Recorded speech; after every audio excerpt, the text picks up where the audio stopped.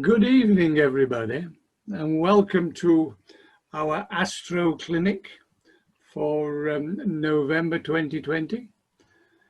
We usually use this as a fill-in when we haven't got anybody to talk to us, but we are managing to get plenty of speakers. So that is not the situation. This is for a change of idea, if we like, and people can send in or even read out tonight any question they may have of an astronomical kind, because that's as much as we can answer. Now we have Roy. Roy's been a member now, I think, since about 11 or 12 years, somewhere thereabouts. He's looking quizzical. Somewhere thereabouts, anyway. 2006. 2006, oh, 14 years then. Something like that. And he plays a great part in the running of the club, doing talks and contacting everybody with messages of information regarding the running of our society. We have Tony Morris, who's been hiding behind his name board for a week or two. I expected him to come out with even more growth than Gary has. So I'm looking at not so much your beard, Gary, it's your hair. You've got some. Yeah. Anyway, Tony, if you don't know him in particular, Tony, as you can see on the gallery, giving you a nice wave, he's the curator of our society. Looks after the equipment, polishes the dome, and generally keeps it in good order and good maintenance, and looks after its maintenance. If he doesn't do it himself, then he'll con somebody else into doing it. And then we have Gary, who is actually an ex-member, though I'm sure it's time he dipped in his pocket. He's got plenty. He can rejoin. He didn't even shake his head then, did you notice, Treasurer? I was too busy looking at something else. He has done many talks for our society over the years, and done a lot of work in the building of the dome and other elements at the observatory. So can you please welcome all three to our Astro Clinic? Thank you. Okay, so can our panelists turn on their microphones, please? And okay, guys. So first question comes from a Mrs. Overall, and she asks, how do I clean eyepiece lenses safely? So I think, seeing that we mentioned job titles there, Tony, I think this one's over to you to start off with. Okay, right. So cleaning eyepiece lenses safely. So the first rule in cleaning any optics is you clean them as a last resort. So possibly the mitigation is try not to get them dirty in the first place. However, since eyepieces get eyelashes moved over them and the proximity to the eye gets moisture on them and stuff like that, depending on the deposits on the surface, there's two modes of attack. If the surface is just greasy and has got no particulate contaminants, then a microfiber cloth, an optical microfiber cloth is probably the way to go. So it's gentle, very gentle action of the microfiber cloth on the surface of the eyepiece. You can get into the corners of the eyepiece with the microfiber cloth, and you don't have to press on. It's just a gentle action of trying to remove the grease or the deposits from the eyepiece. If the eyepiece is a little bit more dirty than that, you can get items called lens brushes. They're very fine material in the bristles, very, very fine. And you can try to brush the contaminants off. and then you can try a microfiber cloth again. There are products on the market. Barda Planetarium make one, which is you apply it and it sets like a jelly type film, and then when the film is set, you peel the film off, and that removes the contaminants from the surface of the lens. If you are really desperate, isopropyl alcohol and distilled water is a way to go. But I must stress, if you need to go down that route, your lens is fairly dirty. And one thing you must never do in any optics, if you're cleaning them, certainly refractive optics, is you should never flood the surface with a liquid. If they're a doublet construction, so there's two layers of glass, if you flood the surface, you might get creepage of liquid between the two elements, and then basically you've possibly ruined your lens. So once again, it's maybe a microfiber cloth, slightly damp, and use that to remove the contaminant off the surface of the lens. Once a lens is clean, or any object, if you shine a light at an oblique angle on it, it will show up any surface imperfections. But normally a good microfiber clothing gets rid of all the deposits. And that's basically what I use on the Society eyepieces. Okay. Tony, you said a damp cloth, Yeah. microfiber cloth. Is that with distilled water? 50% isopropyl and 50% distilled water. Okay. So if you live in a hard water area, you must not let your water dry on the surface of any objective. Okay. The calcium deposit is then very difficult to get off. Okay. Does the panel want to add anything to that? Can I just add one thing? Yeah. Just add one thing? If you're looking at vintage lenses, that's a whole different method of looking after and cleaning. I'm talking about modern lenses that have got multi-coated protections on them. Okay. And how are you defining a vintage lens? So it's a non-multi-coated lens. All right. Does the panel want to add anything? Roy? Yeah, it just something I read a long time ago was that if you've got just a little bit of dirt on your eyepiece on the night you're using it, not to blow on it, because you might get spit or something onto the lens itself. Basically, it does suggest to suck instead rather than blow. Okay. But I think you can also buy cans of compressed air, which if you really need to.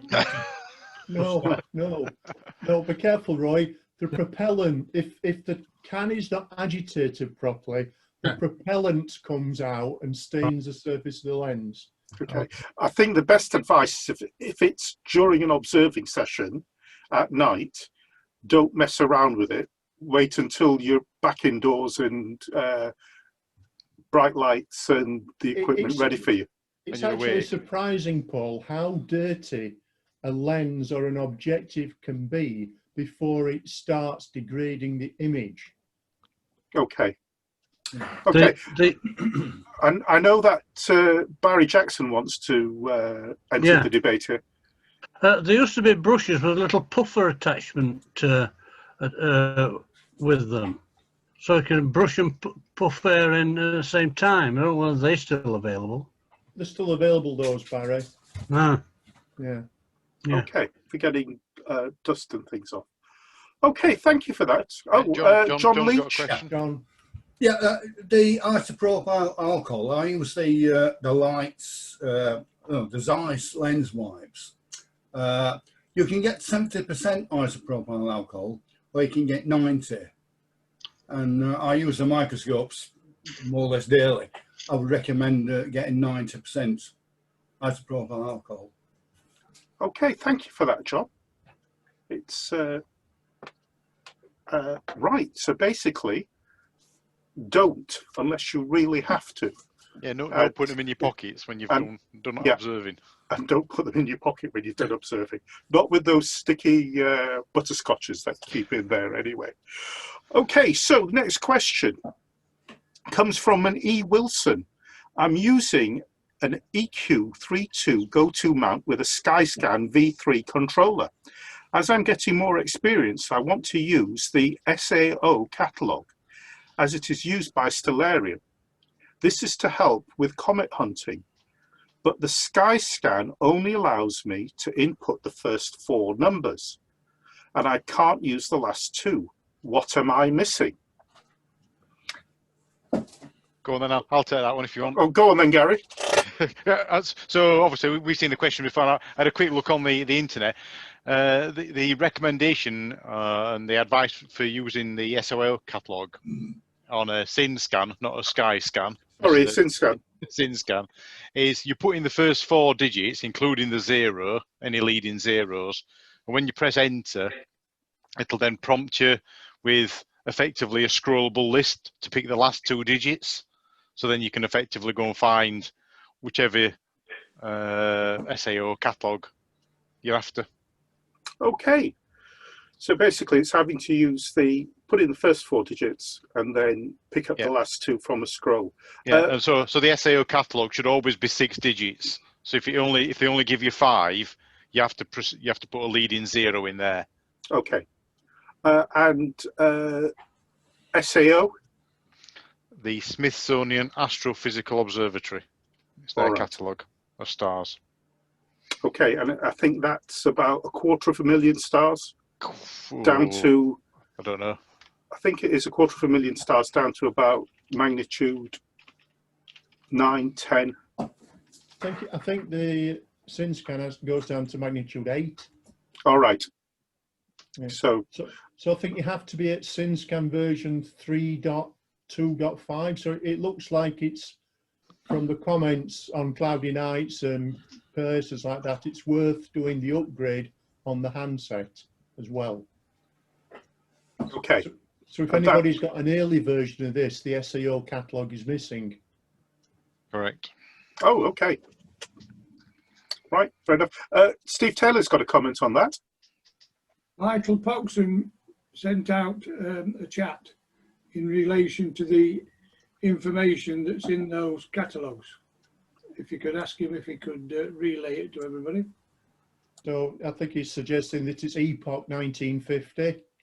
Yeah.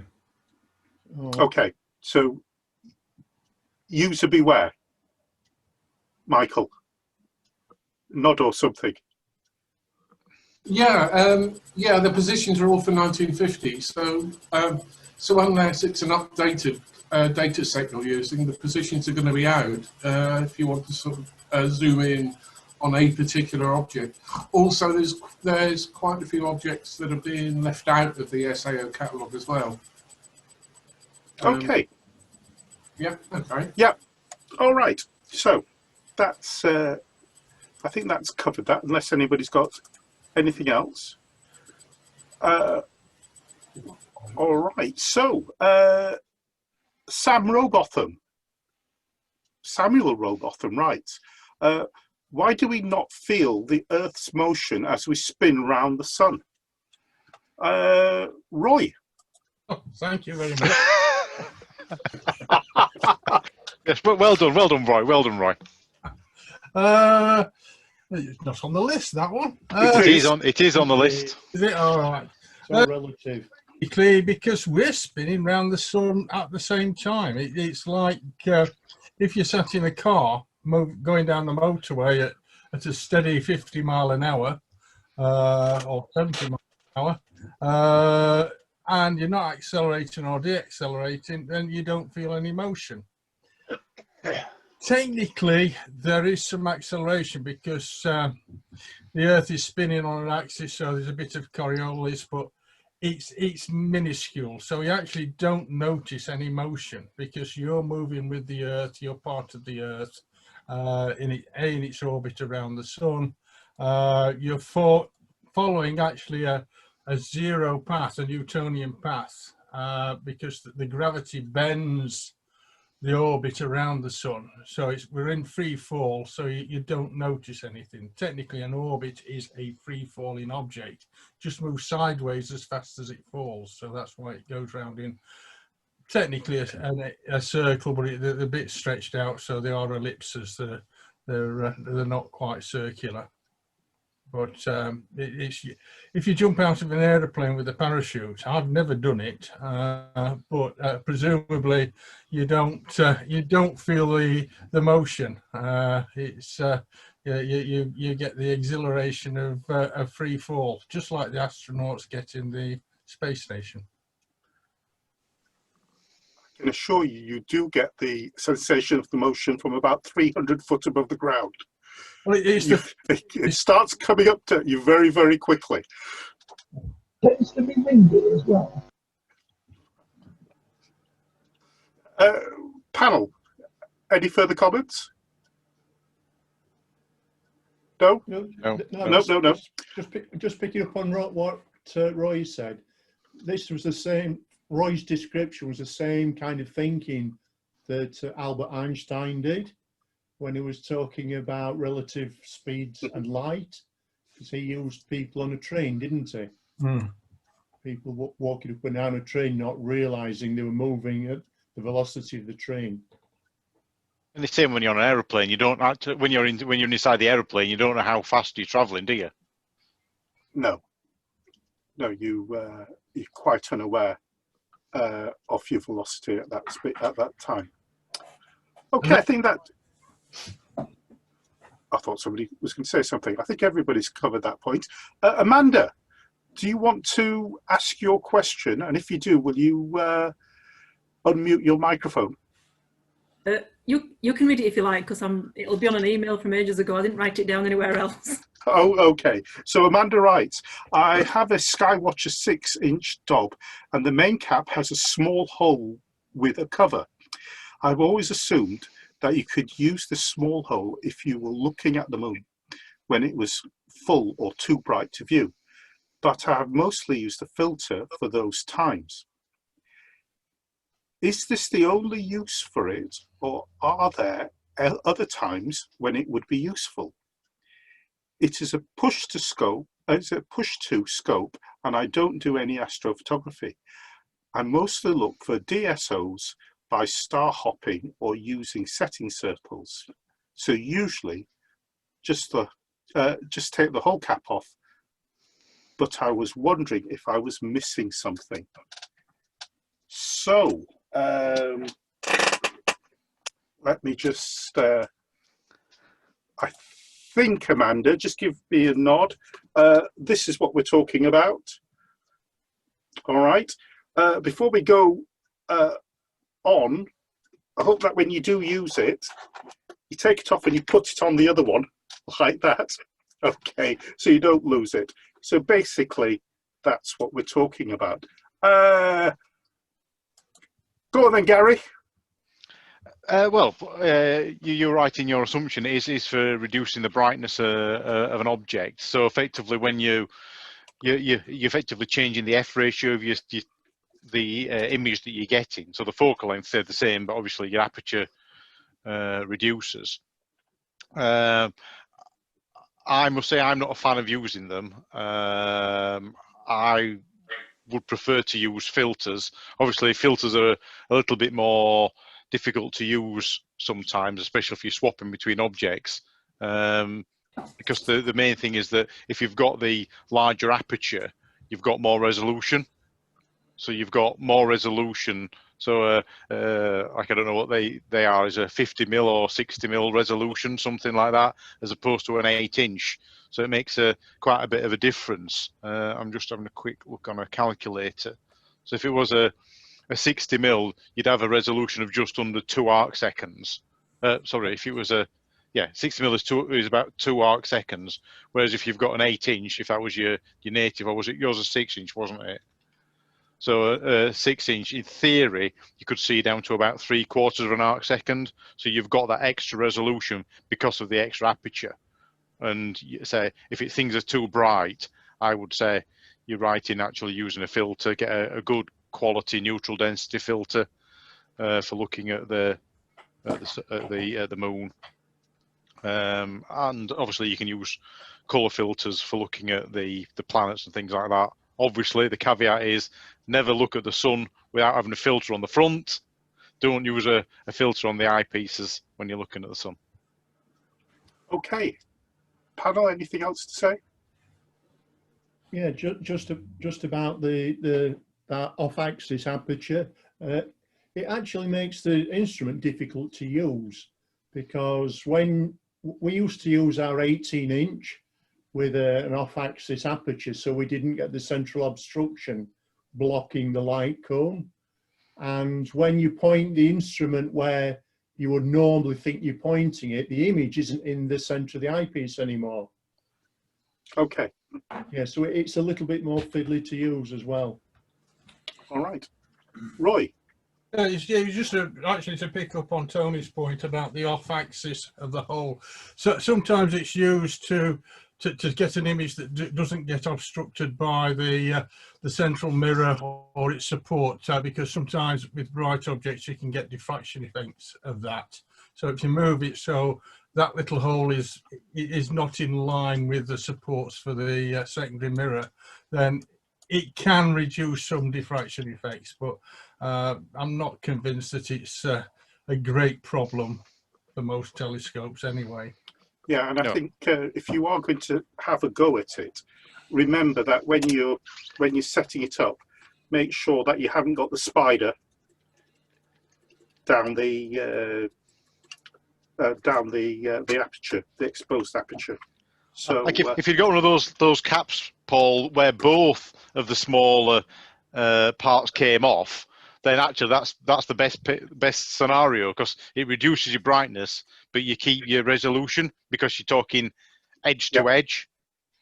Yeah, well, mine doesn't. So mine's I've got a big drill.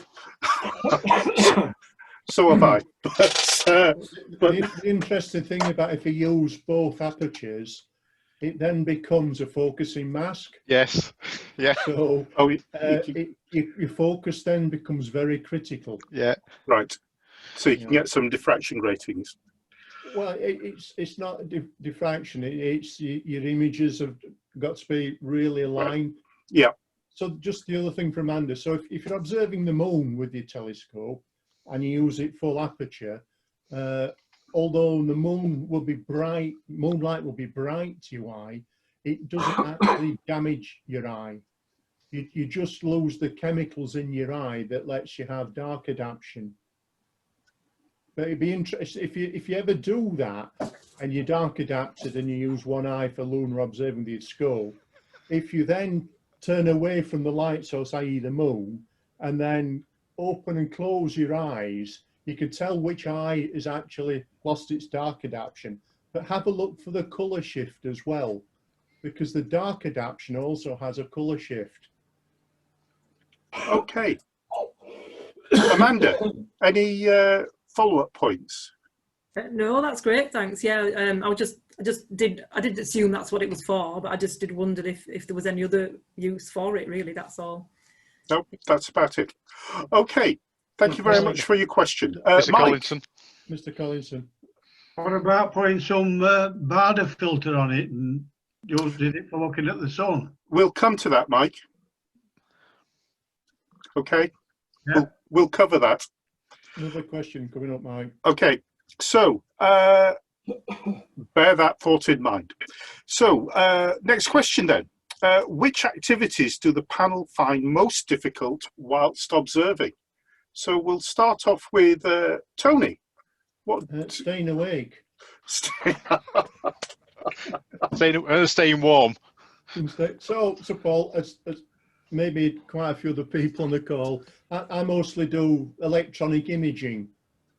Yeah, so if I'm at the orb, or when we could go to the orb, that was some time ago now, or if I'm imaging from home, so my gear's outside and I'll be sat in my kitchen, I will program a sequence into APT or Backyard EOS or whatever I'm using, and then usually listening to some music in the background, and then the next thing I know, it's an hour or two later. What about when you're halfway up a mountain in Spain or on a Spanish island? So What do you find difficult then? So a similar technique. So once again, for people that don't know my background, sometimes I'll be observing from the area near TD in Tenerife, but it's at the professional observatories. I often go there, and I have a small portable tracking mount. I have usually either a 100mm lens that I use, that's focal length, or a small telescope driven by USB, and I'll sit in a car, and it's the same problem then, Paul. Okay. Hot tea, sandwiches, and a snooze. Right. And an elbow when you start snoring. Okay, Oh, Gary, yeah. what Yeah. across to you then, activities that you find most difficult when you're observing? Well, similar to Tony, I image from inside. So once my gear's set up outside and it's all tracking okay, I sit inside in the warmth and watch TV or whatever I'm on with, or and leave it going. I suppose the worst bit about it is the pack up at the end of the night when you're thinking it's getting late. I've got to get up in the morning to go to work, like a few of us. Not many of them, of my panel members anyway. So I know, I'm afraid I am. So that's it's that pack up at the end of the night, and it's like it's when you're starting to get tired and you get sloppy, and you're not really concentrated as much as you probably should do with your gear. But other than that, everything seems to work fairly well. The only thing I would suggest is, unlike Tony, I have well, I don't know what Tony's using at the moment, but I use a Windows PC outside, and it's making sure that all the updates have been done during the day before I want to go imaging, because there is nothing worse than it to decide to go and download and install a load of updates while you're imaging, and then decides to, because you're not watching it all the time, it automatically restarts itself, which is slightly annoying in the middle of a 15-minute exposure. So I've got my updates turned off, Gary. Yeah. So I must remember to plug it in during the day to get any updates. Yeah. And then turn them off again. Okay, Roy. Yeah, well, I mean, just to add on to Gary, I mean, I tend to turn my Wi-Fi off, the little Hewlett Packard I use outside, so it doesn't give me any updates. It happened to me a couple of years ago, and with a different computer, and all of a sudden I was getting an update, and it killed my evening session. Yeah, but my PC is outside and I'm inside using TeamViewer to it, so I've got to have network to it. I'm sat with mine because I like planets and not fuzzy clouds. Yeah. But difficult. I'm getting old. I'm an older man these days than I was a few years ago. One of the difficulties I have is using the finder for objects that are straight up, because I'm having to kneel down on hard surfaces or what have you. So sort of crouching down, trying to look through the finder to make sure I'm on Mars or Jupiter. I mean, Jupiter's been great because it's horizontal, but I'd love it up there because the viewing's better if it's vertical.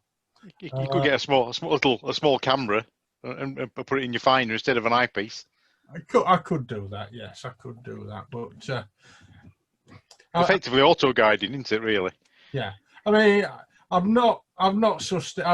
actually been playing with Stellarium and getting my little Celestron moving with Stellarium this last month or so, but it's something I've not investigated for a long time.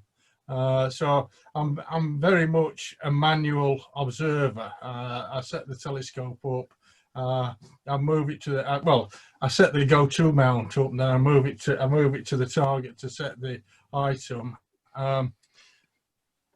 I find my go-to doesn't go to that well. It sometimes misses, so I do have to tweak it to get it on an object. But Yeah, it's just the physical bending down at my age that gets to me. I mean, I've now got it. I have a chair and a table I take out next to the computer outside. That's about it. You know, it's cold. You've got a coat on. I have a thermos. I can sit and drink some hot coffee while I'm watching my computer screen of the planets. That's it. Okay. Just to come back on something that's maybe not so frivolous. Can I ask Roy one? I don't know if you can get them, but can you get finder scopes with wedges? Yeah, you can, Andy. Yeah. Yeah, so that does make it easier, but you're left, right, up and down, reversed. So it's, you've got to get your eye in of how you move it around the sky. Just to pick up on something that Gary said, the pack up at the end of the evening. I know there's a question coming up about telescopes later on, but if your gear is on your limit for lifting when you're putting everything together at the beginning of the evening, at the end of the evening, it will be beyond your limit. Correct. Because Correct. you're cold and slow. Yeah. Yeah. So you've got to be really careful about that. And just one thing, you've got to be, I find imaging, you've got to be disciplined. So on the whole, I will only do one object a night or multiple nights. So I've trained myself now not to flit around the sky, because I have to take a lot of short exposures where I live because of the light pollution. So, you know, if I think, oh, I've done 10 3-minute exposures, that's just not enough. I need 100, yeah, to cut through my light pollution. And that then becomes an all-night session. And the one thing that I have struggled with until recently was checking focus every half hour or so. So I've kind of disciplined myself to do that now and refocus. Because it's surprising what temperature swings you can have in a night, and some telescopes are affected by temperature and some aren't. It just so happens that I know Gary images with a similar piece of gear that I do, and they are affected by temperature. Yeah. I've got to say that one of the things I've always found difficult is polar alignment. And as I'm getting older and having to look down a polar scope, it might be time I change my mount. It's well, no, you don't need to. There's lots of software. If you've got a camera, either in your telescope or in your finder scope, or that you can put in there, there's lots of software out there that will allow you to polar align probably more accurately than you can do with your eye. Right. Okay. Comfortably, and most of there's certainly free stuff out there. You can do it in PhD. What's the other one that does it? I use SharpCap Pro. SharpCap. Yeah. I use something called a polar finder. I'm looking for my box. I don't know where my box has gone. But I use a polar finder, so that effectively screws into my polar axis, but not at the eye end, at the other end, and that tracks all night. So I just use that. I set it up on it, and then I just keep an eye on it all night, and it doesn't drift much, and you're certainly very close. And I know when I was looking at it, it was about trying to get it set up, and you can move by. You see people going in for the nth degree of polar alignment, but there's a lot of discussion about should you have it absolutely within 0.01 of an arc second off the pole, or actually should you be slightly off? Don't be telling me that. I struggle as it is. No, but when they're saying point, they're saying like maybe a few arc seconds off, but not when people are going for the nth degree of 0.001 of an arc second, and people say, well, actually, it's probably not true anyway, what you're seeing, because of the sky conditions. Yeah. So, So I use this camera, Paul. Gary's got the similar one. So this is my guide camera, but I also use that for my polar alignment. Right. And I use SharpCap Pro. I think I have to pay something like £10. £7 a year for the Pro license, and it's brilliant. It really has cut my setup time down. Yeah. And if I look at my guiding charts that come out of PhD, they're not as chaotic now as they used to be. Okay, something to consider. Yeah. Okay, has anybody got any questions or points they'd like to raise on that? Just Barry, I'll come you in need again, to. Paul. Sorry, I was just thinking we've all spoke about when we're observing at home, but in the good old days before the deadly virus, when we had communal observing at the observatory, you know, sometimes we used to be using binoculars while we're imaging. You know, say at home it's difficult for me to use binoculars. The skies aren't very good, but when we're at the observatory, we used to look at the sky while we were imaging. So there was other activities you could do. Yes. And then Yeah. it'd be nice to be able to get back to that as well. I think we're all missing it, actually. I mean, especially over the last few months when we've had Mars in such a wonderful position and not being able to use the equipment we've got. It's been very, very frustrating. Barry, did you want to... You need to unmute yourself, Barry. You need to unmute yourself, Barry.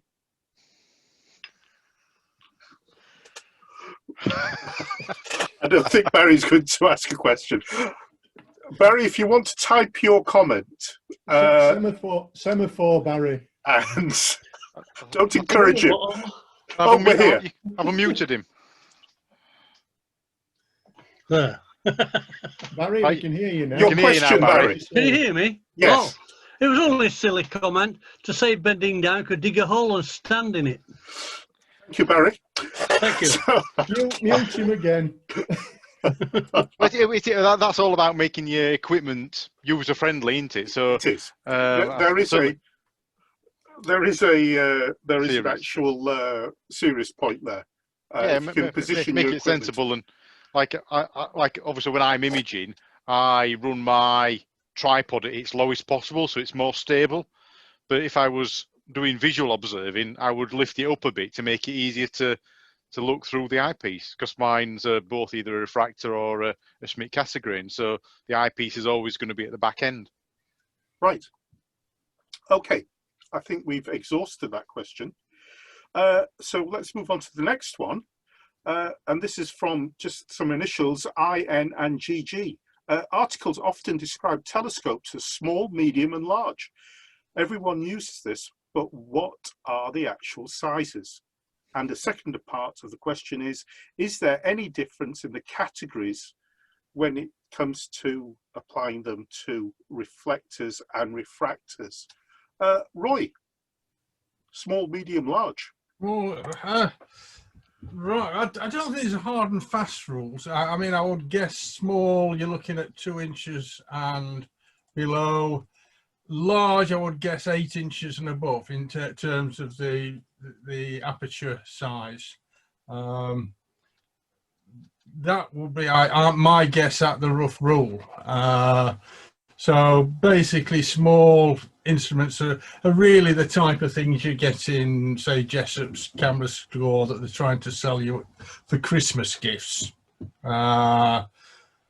You can get decent small ones. A lot of people use them really as guidoscopes, but I've got a 60mm refractor that actually fits on a Star Adventurer mount, so I can use that basically as another telescope system, but it's very portable. I can take it on holiday with me, and it's a tracking mount. It's not go-to, but it's a nice little arrangement I can take away. So that's a small scope. I've got then a 5-inch Cassegrain, which would probably fit into the medium, and 14-inch at the observatory would be a large. Okay, Tony? I'm just thinking back to one of the first books I got on telescopes was the Charles Frank book of telescopes. So Charles Frank was a telescope maker or company in Glasgow, and as I can remember, I think a large telescope in that book was a 12-inch Newtonian reflector. And I think the smallest mirror kit they did was, I think, 4-inch. Don't quote me on that. It was. I had a 4-inch from Charles Frank when I was 12. Yeah, well, so, but if you go to a visual, or if you go to an astronomy meeting and there's visual observers there, with the advances in modern technology, materials, mirror grinding and stuff like that, you know, some advanced visual amateurs are using instruments up to 1 meter in diameter. Yeah, there's an American got a 4 foot, isn't there? Yeah. So what would be the realm of a professional sized telescope is actually in the hands of some amateurs now. Usually in the form of Dobsonians. Yeah, there was a guy in Liverpool, weren't they, who made their own telescope. They made was it a 1 meter?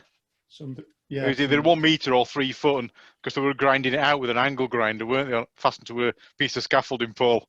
Yeah. So I think the definitions have changed over time, Roy. I would say, you know, from when I first started, you know, the ultimate instrument was like a 4-inch refractor, and that's what Patrick Moore has always kind of, or he used to push as the ultimate instrument for the British skies. A 4-inch, but also technology's changed. So in the good old days, people used to get a bigger instrument to collect more light. Well, with people doing electronic imaging now and they're moving away from film, a small 60, 70 millimeter instrument with a high quality, efficient CCD camera on the back can easily out image like a 14-inch Newtonian with film from 15 years ago. You know, so you don't have to have a large instrument anymore, depending on what you want to do. I mean, if you're a visual observer, bigger is better, kind of thing, depending on your skies. Okay, Gary, do you want to add anything to the conversation? No, I think that's covered it. I think my only comment would be is, although we talk about small, medium, and large, we're talking about aperture. So it's the aperture of the telescope. But obviously, scopes can be measured in many different ways: focal length and physical length. And there's a lot to be said that small scopes are nice to use. And I know me and Tony have used the phrase before, the best scope that you ever had is the one you use the most. And normally they're small scopes. I agree. Yeah, very true. Okay, we'll leave that question and move on to the next one. I think we might take contributions from the rest of the group tonight for this. Where are the best places to observe the night sky in your area, or in this area, and the wider UK? So, where do you go hunting, you three, besides your back gardens? Gary? Well, we've been a few places, certainly locally, out into Derbyshire in the Peak District. So trying to get into, I would say that the prime thing is getting into an area where you've got no direct street lights is probably the main thing, because that's what you pick up on. And then it's a case of trying to get out into the darkest areas. And I know certainly in the Peak District, there's some lovely areas to go. I know Sheffield, go observing at Surprise View car park near the Fox House. We've been observing in car parks at the bottom of Stanage Plantation, and there's loads of areas around there. That's probably our closest areas. The only thing you tend to find in the Peak District is things get damp very easily. You get a lot of moisture in the air, which then condenses on your equipment, so then you've got to dry it all out when you come home. Other places that we've probably looked at before, we've been up to Dalby Forest with one of the Scarborough Sky Camps, I think it was, many years ago. I think we were clouded out from what I can remember that year, but even the skies out there are pretty good. It's obviously a dark sky site, so for things I would recommend people to have a look at is, well, I use a map called Light Pollution Map. It's .info. I can share it in a minute if you want. And that gives you a pretty good idea on what the light levels are, and that's updated relatively frequently. It's all done by satellite, so they're measuring how much reflected light or direct light that they're picking up. And also look at where the dark sky reserves are, or the dark sky sites are. There's quite a few. Like me and Tony have been up to Galway Forest, another clouded out weekend. So, but we've been down in Wales. Some of the best skies I've seen ever have been in Wales when it was dry. But obviously you get quite a bit of moisture there. But certainly for visual observing, I think I've seen more M objects from Wales with binoculars than anywhere else, comfortably, and fainter ones as well. Okay, Roy?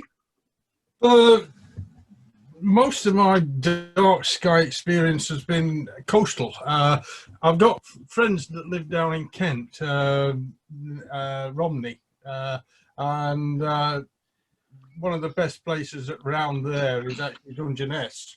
There's a nuclear power station, so you don't get too near that because there's lots of light. But because you're looking out over the sea and you're looking roughly south, it's quite a view down there. I did try going up to Scotland a couple of years ago, north of Inverness. I stopped there for a fortnight, and it was cloudy virtually all the time. So that was a waste of time. So otherwise, it's South Yorkshire and the observatory for me. We'll just ask a couple of the people around. I saw Rachel Wood. She's got her video turned off. But Rachel, if you're listening, yes. Where do you, in the local area, when you're not using Austerfield, where do you observe from? We mainly use our back garden rather than Austerfield. I think we've only really imaged twice from Austerfield. But yeah, mainly our back garden, or we sometimes venture out, like we said, near Mar. I've not seen Roy yet, but we tend to go on the same night. It's just at different times. But other than that, we do probably 3 or 4 trips a year to Kielder. I also go visit Sean and stay at Sean's house and abuse the skies in Norfolk. So yeah, we kind of get around, but mainly just our back garden in, well, we're in Bessica at the minute, but it was a Bortle 6. But it was sort of just on the edge of Pottrick Car, so we're quite protected from light pollution. Okay. Right. So, Pottrick Car and over in Mar. Stephen Taylor. Unmute yourself. Unmute yourself, Steve. You're forgetting the first visit we had to Malham Tarn. Yeah. The first weekend we had at Malham Tarn was excellent. If you get the chance to... It wasn't much better than there. If you get a chance to go up to the Field Study Centre at Malham Tarn, they do take just drop-in bookings, and it is excellent. It's reasonable accommodation, a little basic, but they do catering as well if you don't want to go hunting for your food. But yeah. And another place I would recommend, a little further away, was Bonus on Solway. I stopped in a farmhouse there when walking the last part of Adrian's Wall, and the view from this farmhouse was unbelievable, looking south from it. So this was the south side of Bonus and Solway, and looking to the south was unbelievable for looking at the Milky Way. I've got to say that, going back to what Gary was saying about Wales, my interest was piqued a few months ago off the, let me get this right, do you pronounce it Lynn Peninsula? Yeah. Portmaddock. More for Neffin and round there. Yeah, and there's an island called Bardsey Island that's owned by the National Trust, and there is no lights, there's no street lights or anything on it. The only drawback is there are no vehicles on it either. So once the boat drops you off, you've got to hump all your kit. But if we don't manage to get abroad in the near future, I think that might be a good place to go and visit. It was featured on the television Coast, and they did a quite a long piece about it. And apparently their dark skies are absolutely brilliant. Bardsey Island. So if I share my screen, I've just pulled up the light pollution map. So it starts off as an all Europe. Just let me work out how to do it.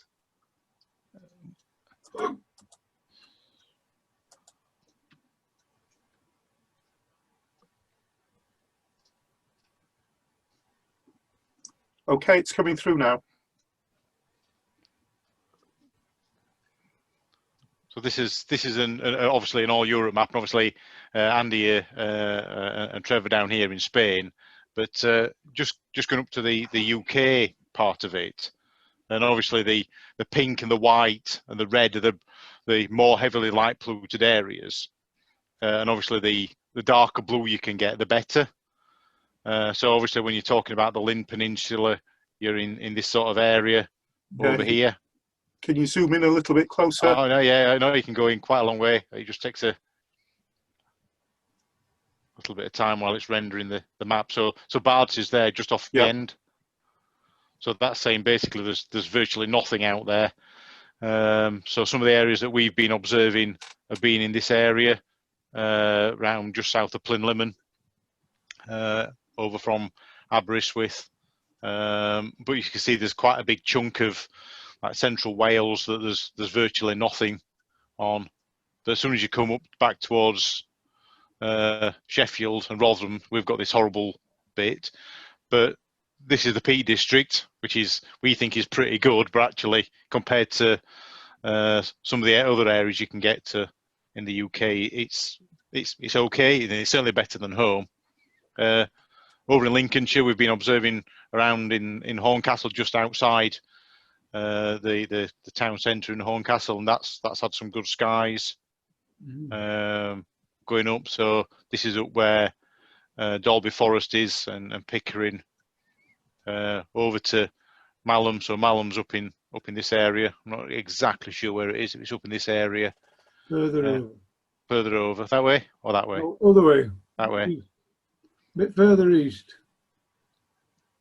You can certainly zoom into it, and so it'll be. Yeah, so in fact, there's Malham Tarn, bang in the middle. Just down So a bit there. So that's Malham Tarn. And the Tarn, yeah. Yeah. So and that's pretty good. And like Steve was saying, going up towards the south of the Lake District, is got some excellent skies. Up in obviously Kielder is up in this area, and then when you go out into sort of like Galway Forest, that's another very dark area. I think we were somewhere down here when we were observing or trying to observe. So there's a lot of information out there if people are absolutely desperate to see really dark skies. And you can get some excellent skies in the UK. The only advantage of travelling possibly a bit further afield is you may end up with a drier air, so you don't end up with as much moisture settling on your scope and things like that. So and on our eclipse travels, more than anything, we've been fortunate to be in some very dark, very dry areas, but they have their own problems because you lose the moisture in your body as well, so you feel a bit dehydrated at the end of the night. Okay. Right, thank you for sharing that, Gary. Can you stop sharing? There you go. Thank you very much. Does anybody else want to add any points? I'd just like to say, Paul, that if you do decide, looking at the dark sky map, and you do decide to travel, hot drinks, carbohydrates, sugar for energy, because if you're outside and it's cool, if it's damp, there's a chill factor from the damp, 3 o'clock in the morning, you're really flagging, and then maybe you've got a 2 or 3 hour drive home. Yeah. So years ago, I went observing with Mark Benton to York. We had an evening with York AS, and the ride on the way home was interesting because Mark was telling me to talk to him so he could keep awake because the car's warm and I'm falling asleep myself. Right. So there's two of us in a car, nice and warm after, you know, observing for 3 or 4 hours. So be careful. There's a safety element as well. Yeah. Yeah. Yeah. Factor it in, basically. Factor in packing away and travel time. Andy Deavy. Yeah, you forgot another very important thing. I once went up to Kiel there, and you've got to have loads of mozzie spray for them. Yeah. It was horrendous. Never known anything as bad. Okay, I think we'll come to the last question tonight. And it's from four ladies, Sam, Eleanor, Judith, Mary and Esther.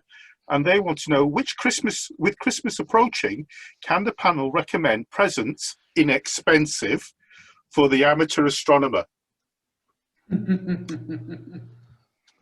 So, Gary, what would you like to say to Sam, Eleanor, Judith, Mary and Esther? I don't know who you are. I suppose the things with people, certainly probably at my degree of experience, is that always be wary about buying things. I know when Sam says, what would you like for Christmas? And I always say clear skies, because that would be the best thing for me, to be honest. But I've never actually successfully got any of those. So I would say it's probably more of the things about calendars. So you've got that prompt for when something's happening in the night sky. So remembering when the meteor showers are, so you don't go trying to observe some faint object when it's a meteor storm happening, or when the moon, showing the moon phases, things like that, or like yearly planners. I suppose other things for people are maybe magazine or online magazine subscriptions. I've give a plug for the BAA or your local society subscriptions.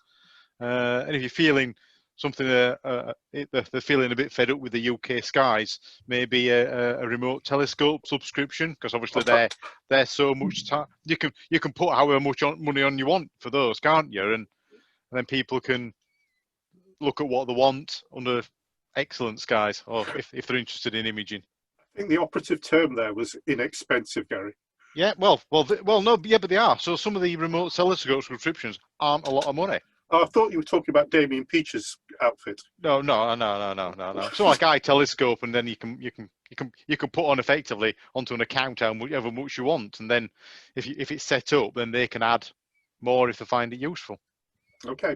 Could I just remind everybody at this point, before we go to the other panel members, that with Christmas approaching, easy fundraising for MSAS members and friends, if you want to nominate us for easy fundraising, we would be grateful. So that's the advert over. Roy, inexpensive presents. Understanding. I mean, one of the problems is that clear skies occur infrequently and suddenly. So you're set up and you may try to be sneaking back into bed at 4:30 in the morning, and it's trying desperately not to wake the missus. So apart from that, a nice bottle of whiskey. That's my observation. You see twice as many objects after a bottle of that, don't you? Oh, really? Okay. That's about my life. Like Gary said, it's very difficult to buy something for an astronomer because, in a sense, we know what we want and we don't like surprises. Okay. And Tony? Not much to add, really. The only thing that I've chased for quite a few years are warm gloves and a warm hat. You know, the insulation's gone, so I need a good warm hat. So, okay. You know, that just something simple like that, you know, good hat. I've got to say that always welcome at my house is warm socks. Our tumble dryer seems to eat socks, and I very rarely get two back over the year. So yeah, a good set of warm socks always goes well. Ladies and gentlemen, we've worked our Can I just chuck a quick question in? Oh, you certainly can, Andy. It's very similar to the eyepiece, but dust dumplings on CCD chips. I think that's Tony to cover that. Oh, that's a good one, that, Andy. Andrew Curtin-Vaughan's a specialist in this. He bought a camera off that well-known website, Astro Buy Sell, and I think somebody filled it with rubble. Anyway, so once again, Andy, it's trying to clean the protective glass without scratching it. So normally they're down a barrel somewhere. So some instruments you can take the front off to get to the protective element. Some of them you can't because they're purged with nitrogen or another material, another inert gas. So once again, Andy, it's trying to get the dust donuts off the lens. So it's, you know, the microfiber cloth techniques. So Barda Planetarium do a really, really fine microfiber cloth. And I found that for cleaning the front of sensors excellent. So basically you've got to get the things to the side. So one of the techniques I use is I hold my camera upside down, Andy, and with, like as Barry mentioned, I've got one of the little puffer brushes. I blow up into it and hoping the bits drop out. Yeah, yeah. So if you image with a DSLR, they're notorious for getting bits of fluff on various bits of the components inside. Yeah, and if you blow it, it just blows the dust somewhere else.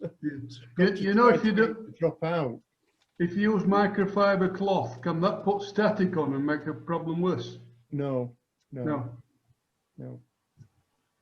So one of the things I do, Andy, if I can't get a microfiber, if I can't get that in the front of the camera off, is I use like a Q-tip with the microfiber cloth on the end of it and gently work it round.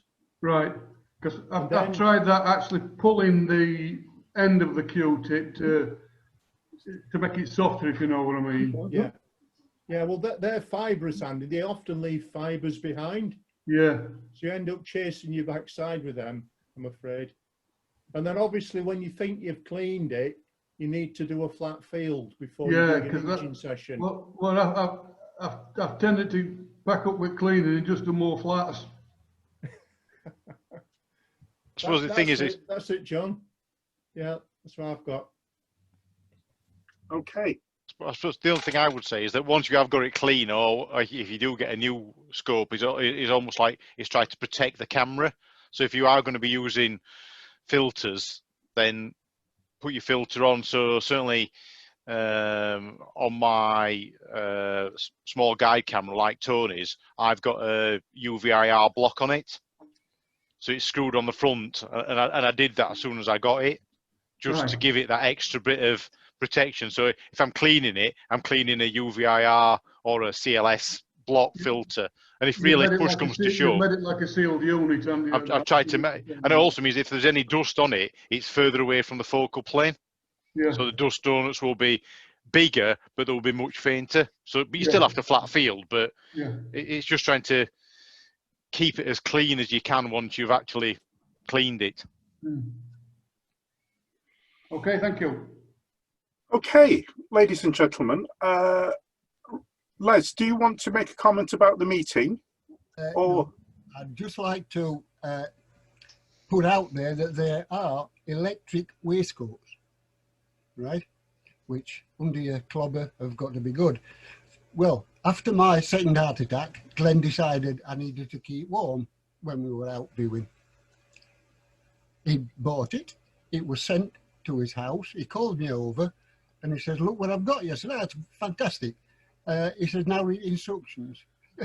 Not to be worn by people with heart failure. I said, well, let's send it back then. Certainly not with a pacemaker. No, you're not allowed to wear them if you've got a pacemaker in. As well. Okay, ladies and gentlemen, we've worked our panel really hard tonight. Can we give a big Mexborough and Swinton Astronomical Society thank you for all their comments and help. Thank you very much, gents.